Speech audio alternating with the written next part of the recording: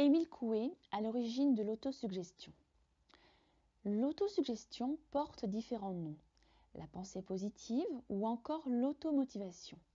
Mais son principe est toujours le même, se persuader du meilleur pour vaincre le pire.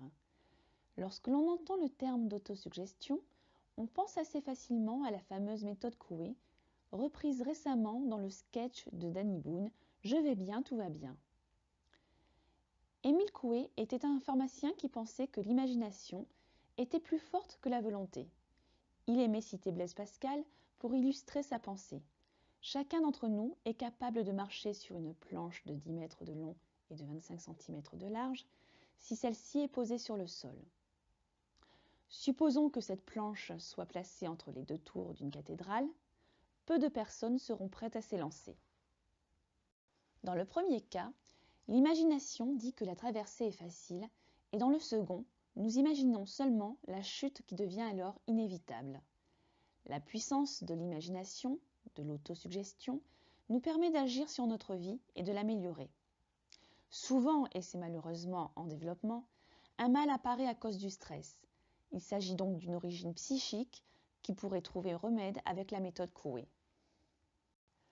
Quand une source de stress se présente à moi, au lieu d'en être victime, j'essaie de faire de l'autosuggestion. Je vais de mieux en mieux chaque jour. Une suggestion que notre cerveau va intégrer et traiter. Cela ne veut pas dire que l'inquiétude va s'enlever comme par magie, mais une source de bien-être vous aidera à la faire diminuer. Malgré tout, l'autosuggestion n'est pas à pratiquer à tout bout de champ. Non pas qu'il y ait une date limite d'utilisation, ni même une quantité de pratique limitée. Il faut éviter de forcer le processus s'il n'est pas adapté à un instant T, énervement, environnement bruyant, etc. Vous risquez de produire l'effet inverse. Par ailleurs, l'autosuggestion demande une grande énergie mentale. Ne pratiquez pas cette technique lorsque vous êtes épuisé intellectuellement. Sinon, vous ne réussirez qu'à vous fatiguer davantage. Il s'agit là d'autosuggestion personnelle et propre à chaque individu. Une discussion de soi à soi. Mais la méthode d'Émile Coué a révélé toute sa puissance lorsqu'il s'est rendu compte que l'utilisation d'un placebo pour guérir un patient pouvait se révéler plus efficace qu'un médicament biologiquement actif.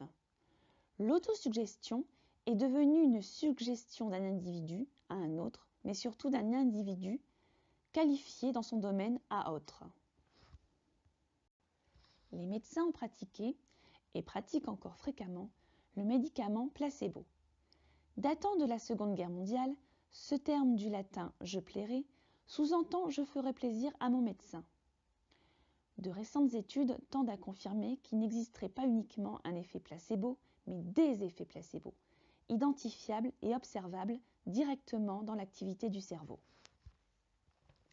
La science, domaine du cartésien, du tangible et du vérifiable, doit désormais composer avec des éléments psychiques ayant des impacts biologiques, aussi bien dans un sens, comme l'ulcère, que dans l'autre, comme le placebo.